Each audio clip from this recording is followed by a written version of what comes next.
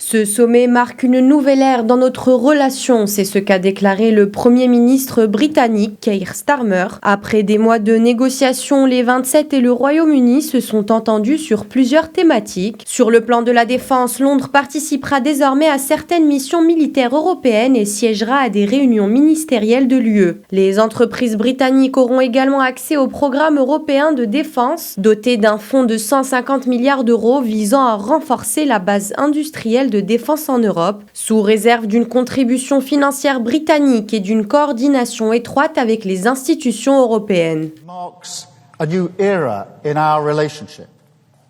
Une nouvelle étape dans notre relation et c'est un accord où les deux parties sont gagnantes, qui répond au vote du peuple britannique et qui nous donne un accès sans précédent au marché européen, tout en respectant nos lignes rouges qui sont de ne pas rejoindre un marché unique, pas d'union douanière et de ne pas retourner la libre circulation dans notre pays.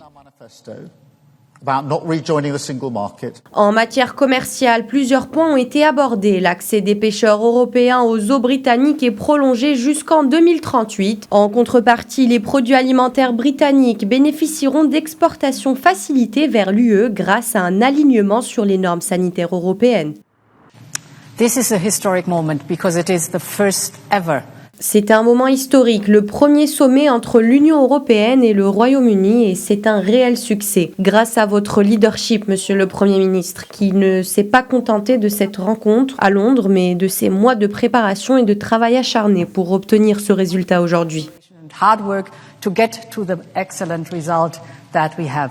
Sur le volet de la mobilité des étudiants, les discussions sont en cours, envisageant un programme de visa facilitant les échanges universitaires et professionnels. D'ici 2040, ces nouvelles mesures pourraient rapporter près de 10,7 milliards d'euros à l'économie britannique, selon les estimations du gouvernement.